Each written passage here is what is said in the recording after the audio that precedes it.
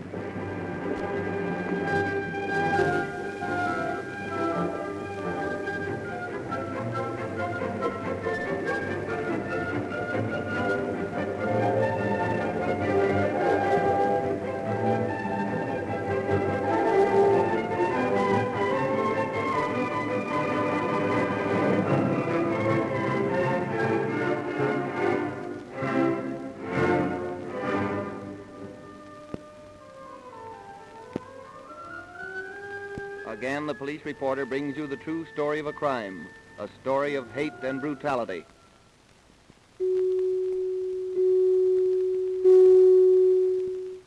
In 1924, the farming community surrounding Highland, Illinois, was prosperous and apparently happy and contented. One man, the most powerful in the county, harbored a great hate. His name was Emil Freiker. We find him in the living room of his home, talking to two of his help. So, you run away and got married again, Minnie. Yeah, Mr. Freiker. I should think you'd have had enough with one husband. John and I like each other. You know that ain't no way to treat me.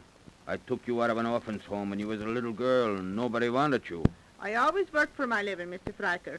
You never gave me nothing. Who gave you the chance to work? I did. And you pay me by running off with one of my farm hands. Sean's a good boy, Emil. Shut your trap.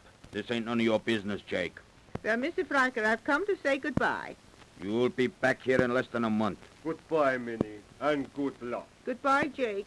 Come over Sunday and have dinner with us. Thanks, Minnie. I will. Do you think I'm gonna let John Nungesser get away with this? No, I ain't. But what can you do? If Minnie wants to get married, you can't stop her. Besides, she's already done it. I took Nungesser in and gave him a chop when he was broke and didn't have a nickel. Now he pays me back by running off with the best hired girl I ever had. But, Emil, you can always get other hired girls. Not like Minnie, you can't. And that ain't all. When they run away, I owed her $1,500. They told me in court this morning I gotta pay it. I'll pay it, but I'll get even with that John Nungesser. But what can you do? Kill him. You know what happened to the last fellow that run off with Minnie? Yeah, he committed suicide. That's what you think. Emil, what are you saying? I killed him and made it look like suicide. And now you're going to do the same thing with John? No. Jake, I'll give you $250 to kill John Nungesser. Oh, you're fooling, Emil. No, I ain't, Jake. I mean it. You want the job? No, I'm afraid, Emil. You could stay drunk a long time on $250, Jake. Yeah, and I could get catched, too. They didn't catch me for killing Bob Carey, did they? Well, why don't you do it again, then, huh? You can't do the same thing twice. If you do like I tell you, nobody'll ever know you did it. I can't do it, Emil. All right, Jake. You're fired. Oh, Emil, I've been working for you 18 years. You can't fire me. You're fired. But, Emil, what can I do? Who'll give me job? What do I care? Get out of here. Oh, Emil, how can you do this to me? Will you do like I tell you? You mean kill John Nungesser? Yes. Oh, it's awful risk. I'll guarantee to look out for you. Will you do it? All right. Here's my idea of the job. Nungesser's working on a farm down by Madison using his own team. Every night he drives them home by the county road. Yeah, I know the road. You take the old Ford and stop alongside the road like you broke down. Then when John comes along, you shoot him. And make it look like suicide again? No, I got a better idea. Take my 3 revolvers and shoot him with all of them. That'll make it look like 3 fellas did it. Then you drive back here as fast as you can, and no one will ever know you was off the place. It's easy, Jake. and you ain't got nothing to worry about. Remember, I'm back of you 100%, and I'm the biggest man in this county.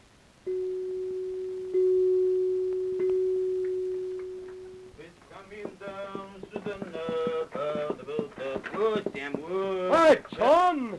Hello, Jake. How's the minute? Oh, fine. What's the matter with the fort? You got a breakdown? Yeah, his old car ain't so good no more. I'll take a look at it. Maybe I can fix it. Thanks. I think maybe it's the carburetor again. Yeah, looks like it. Jake! Jake!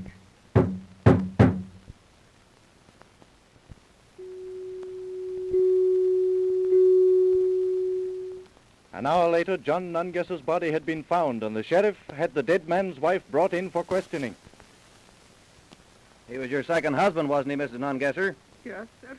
And both of them died from gunshot wounds. Yes, sir. Bob, my first husband, committed suicide. Oh, he did, eh? Yes, sir. Looks awful funny to me that you should lose both of your husbands the same way. You don't think I did it, do you? I ain't saying what I think. Where were you when this happened? Home, doing my chores and getting supper. You own a car?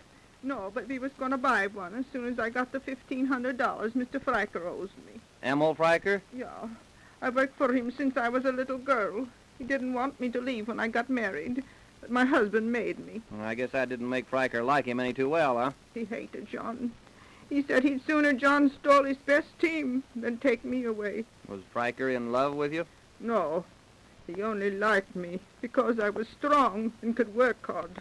Do you think that he had anything to do with this? I don't know. Well, maybe it'd be a good idea if I had Emil Fryker come up here and had a talk with him.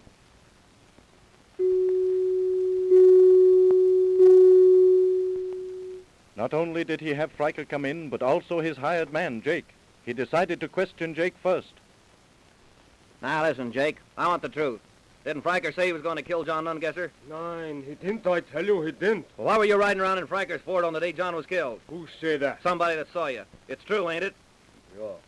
What were you doing? Oh, nothing much, just riding round. What's the use of lying, Jake? You were one of the 3 men that killed John Nungesser. Now, if you'll tell the truth, I'll make it easier for you. What you mean, Sheriff? I'll fix it so the judge will go easy on you. Come on, now, tell me what happened. You won't be sorry. Got your promise, Sheriff? Yes. All right, then. I did it. I killed John Nungesser. Who were the other 2 men with you? We found bullets from 3 guns in his body. The bullets from the 3 guns was a trick to fool you. There was nobody else. I done it alone. Why did you kill John? I thought he was your friend. It was his life or mine. If I didn't kill Nungesser, the boss say he'd kill me. You mean Fryker? Yeah. Listen, Sheriff. You say if I told you the truth, you'd go easy on me. You promised that, and you can't go back on it. I'll help you all I can if you'll stick to your story. Oh, Tommy. Yes, sir. Bring Emil Fryker in here. Yes, sir. Do I have to stay here, Sheriff? Sure, why not? I don't want to see Emil. I'm afraid of him. Oh, he won't hurt you. And if you know what's good for you, you'll tell the same story you just told me. But I wish I didn't have to tell it in front of Emil. You won't have to unless it's necessary. Come in, Mr. Fryker. What kind of a trick is this? Bringing me here by telling me you want me on a liquor charge. I didn't want any trouble. Well, You know why you're here, don't you? No. I'm holding you because I think you're mixed up in the murder of John Nungesser. Is that all? It's enough, ain't it? If there was any truth in it, yes. But you won't be able to hold me an hour on that charge. Why not? Because I didn't have anything to do with it. Come on, quit your bluffing. Jake, you just told me the whole story, Fryker. Yeah, you might as well tell the truth, Emil. Is this your way of trying to get even with me, Jake? To get even with you. Yeah. We had some difference over money. I wouldn't pay him when he was drunk. Now he's trying to get me in trouble. Oh, Emil, you can't leave me in the lurch like this. You said you'd help me. You can't drag me into your trouble either. If you kill John Nungesser, I hope you hang for it. Oh, Emil. Why should I kill him? He never did anything to me. If you don't help me, I'll tell about Bob Kellel, Emil. Who's he?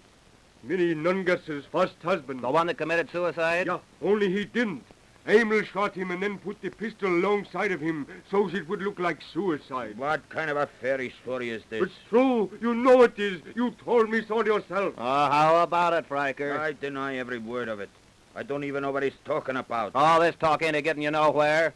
If you go through with this, Sheriff, you'll be sorry. I'm a big man in this county. Maybe the biggest. When you come up for re-election, I can make it tough for you. But I have to do my duty, Mr. Fryker. You call putting innocent people in jail doing your duty? Well, Mr. Fryker, if I could see my way clear, I'd be glad to let you go. Maybe we can fix it up so you can get bail. I'll give you 2 hours to turn me loose. If I ain't free in that time, I'm going after your scalp.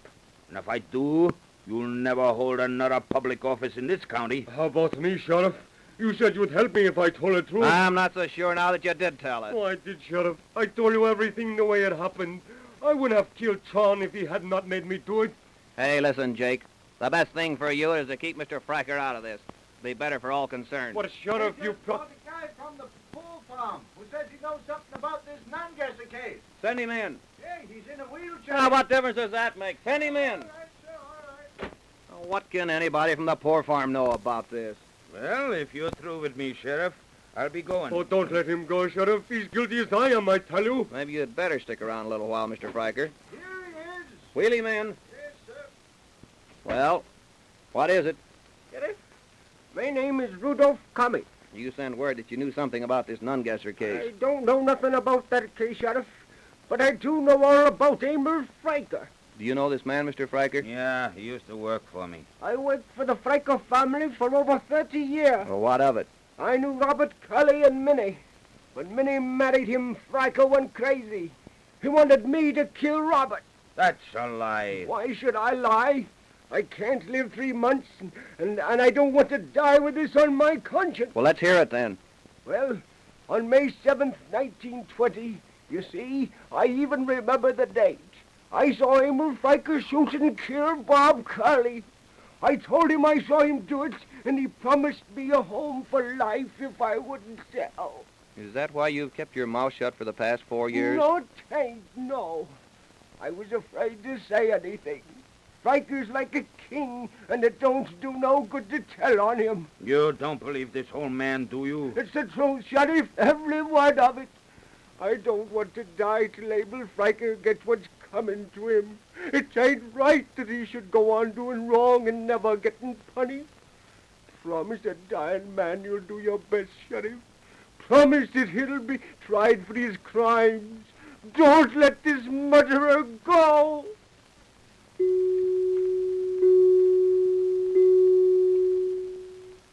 Emil Fryker was tried and after exhausting every legal means was finally hanged in the yard of the Madison County Courthouse. Jake Landert received a life sentence.